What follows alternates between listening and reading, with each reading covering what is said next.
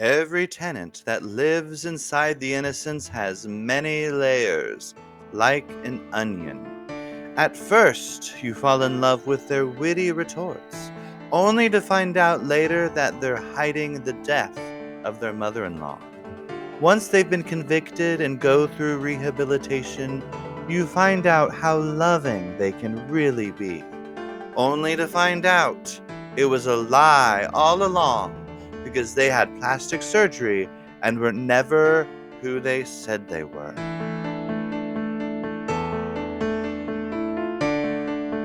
This is Blinding Innocence.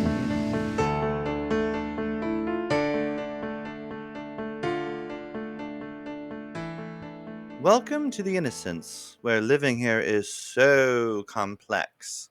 But apparently, complex is what brings in the viewers. Even today, with so many streaming options, Blinding Innocence pulls in 15 million viewers a day. That's 30 million if you include later viewing and online streaming. With so many storylines, there's something for everyone. It's on network television, so take that Amazon Prime, Netflix, Apple Plus, Paramount Plus, Discovery Plus, Disney Plus, AMC Plus, PBS Plus, QVC Plus. You get the idea. If you love good old drama, you'll fall in love with the current storyline featuring Danica and Henrik. He loves her, but she's on a conquest. If you want supernatural, you'll need to go back a few decades and stream the story arc that featured a haunted baby doll. The haunted baby doll murders was what helped Danya Webb win her first of many Emmys as Betty Lou Glick. If you love a murder mystery, then you're in for a treat. The latest season already has a body, and it's on the 23rd floor.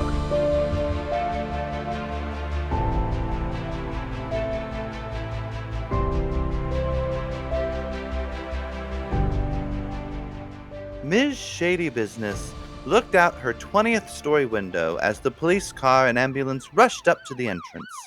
Her hands caressed the head of ulcers, and she smiled as George greeted the first responders before they ran in. He was just so on top of it.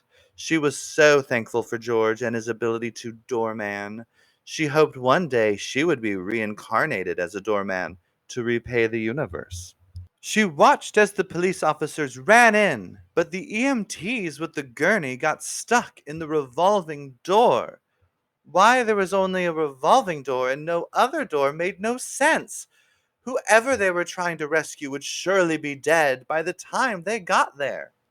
Then Shady Business realized that must have been the master plan all along for whomever designed the Innocence Complex to make sure someone died. What a terrible construct indeed. She walked over to her phone and dialed the building superintendent's number. He needed to be informed right away that the person that designed the building 60 years ago was, in fact, a murderer. After a few rings, the super's voicemail broke through. You've reached the phone of Mr. McCluckle, the building superintendent of the Innocents. Please leave your message at the sound of the beep. Oh, Mr. McCluckle, I have terrible news. This building was built 60 years ago by someone, by a murderer.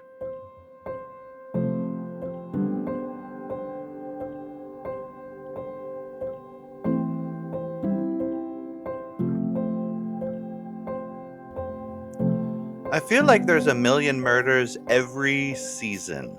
People are always being pushed off the top of the building or stabbed by someone or something.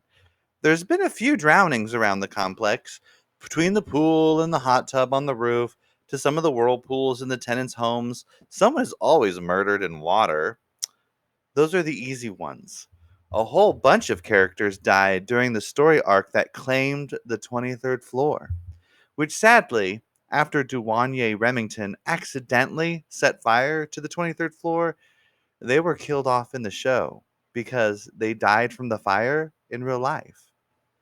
The most bizarre murder involved a man dressed up in leather. He was all shiny in his outfit, and he walked around all yucky. He haunted some of the new tenants that had just moved in, and wait, no. Oh, that's the wrong show. That sounds like something from the first season of American Horror Story. Ugh, I'm sorry. I'm going to have to think about the most bizarre murder. Give me a second while I go through my notes. In the meantime, you're about to find out what happened to Miss Betty Lou.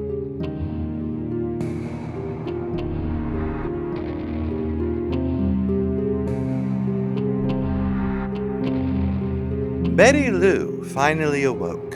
Her head dangled by her shoulder, and she felt a long string of drool attached to her blouse. As she wobbled her head to wake up, the string of saliva wobbled like sound waves. The light that glistened off the slobber string came from the covered up window above the shower. It looked like paper shopping bags were taped over the window. How tacky. She shifted her weight to sit up more, only to find that she'd been tied up to a chair. Her hands dangled at her sides, and she tried to slip them through the ropes, only to cause rug burn against her wrists. What kind of kidnapper used such itchy rope? Her legs weren't as irritated, thankfully, since she hadn't shaved them in days. As her eyes adjusted to the dim light, she realized exactly where she was. It was a guest bathroom. Itchy rope and a guest bathroom? You better not serve me tap water too, Betty Lou yelled, but it came out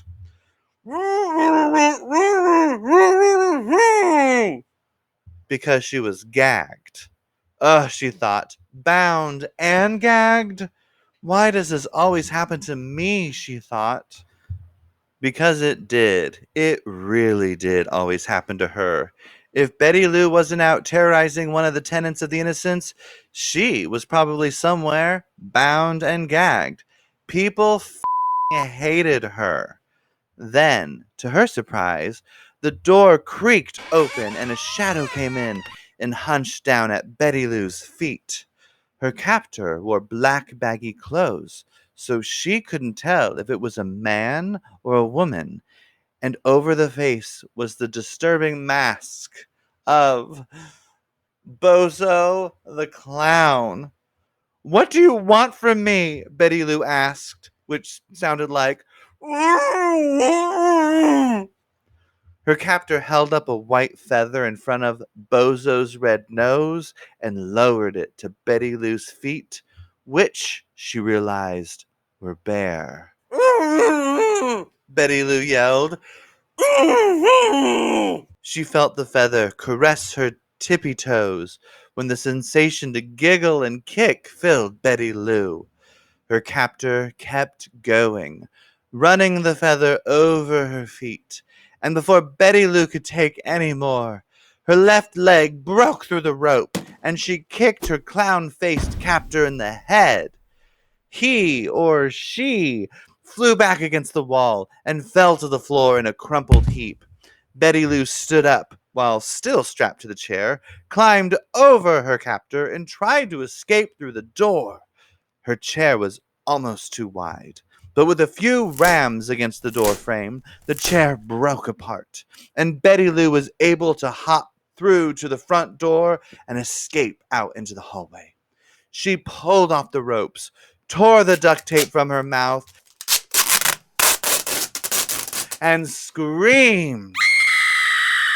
Blood was oozing from under the neighboring condo's door.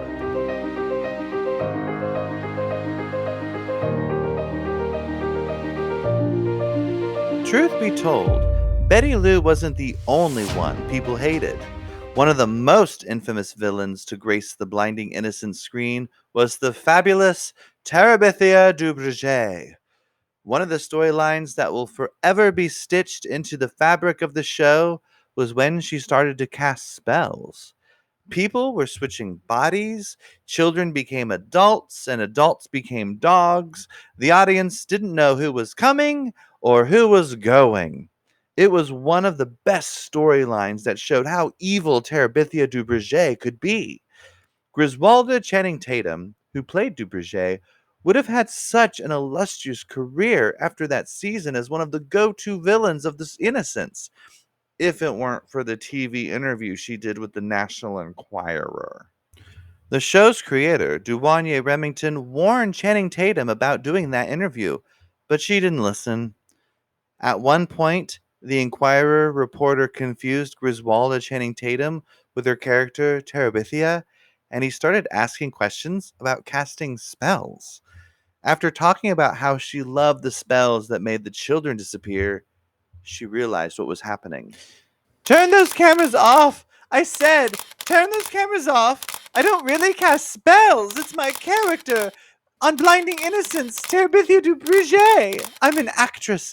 I don't really want children to disappear. At least I don't want them on the set. Working with children actors is the worst, but I don't want them to disappear. I mean, they can disappear from the show, but Griswolda Channing Tatum never did come back from that sordid interview and was fired from the show. The writers had Betty Lou destroy some talisman that Terabithia was using to cast the spells, and in the end, Duverger turned to ash. Wouldn't it be great if they were able to bring Terabithia Duverger back, though? I mean, it's been so many years, and everyone knows the National Enquirer isn't serious. It could only help the show's unsurmountable ratings. I guess we'll have to wait and see if the fans start writing, tweeting, and Facebooking for some kind of comeback.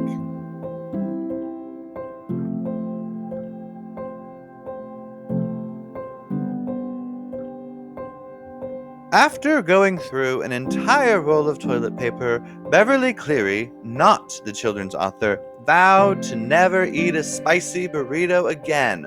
Cross her heart, hope to die.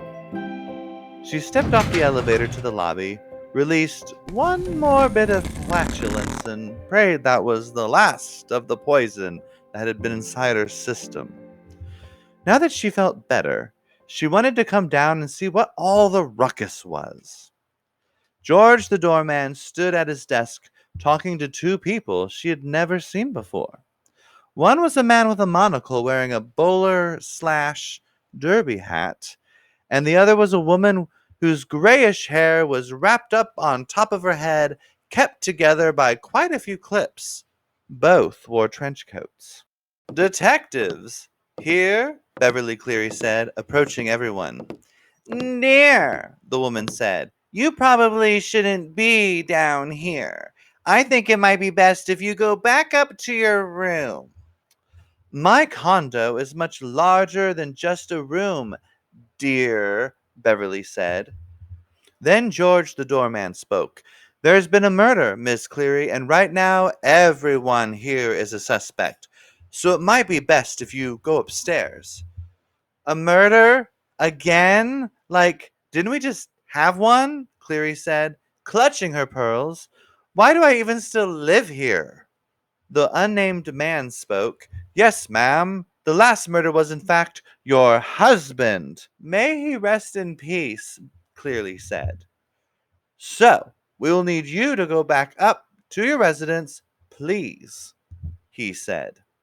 And who are you to tell me what to do? Cleary said, bringing up a bucketful of gumption from the remains of the spicy burrito. I am Inspector Nards, and this is my associate, Ms. Wiener. We're here to investigate what happened to Mr. McCluck, Inspector Nards said. Mr. McCluck's dead? Cleary cried out, feeling the blood rush from her head. She felt as if she might swoon.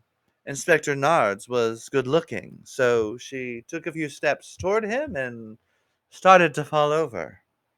To her dismay, it was that awful Wiener woman that grabbed her arm and started to lay her down on the ground. Dear, you're passing out. Ugh, Cleary said. Not anymore. Pushing herself up from the floor, swiping at her dress. We'll need you to go upstairs so we can begin scheduling interviews about the death of Mr. McClucklick, Nard said. George the doorman said. It's pronounced Mr. McCluck. I thought it was pronounced McCluck, Cleary said. They all looked at each other in dismay.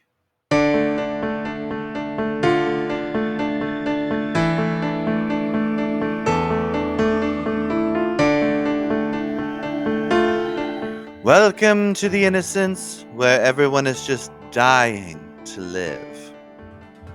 Will we find out if the architect of the building really was a killer in disguise, a murderer, designing a building for murder? Will we find out who kidnapped Betty Lou? Will Inspector Nards and Ms. Wiener find out who killed Mr. the building superintendent? Tune in next time for Blinding Innocence.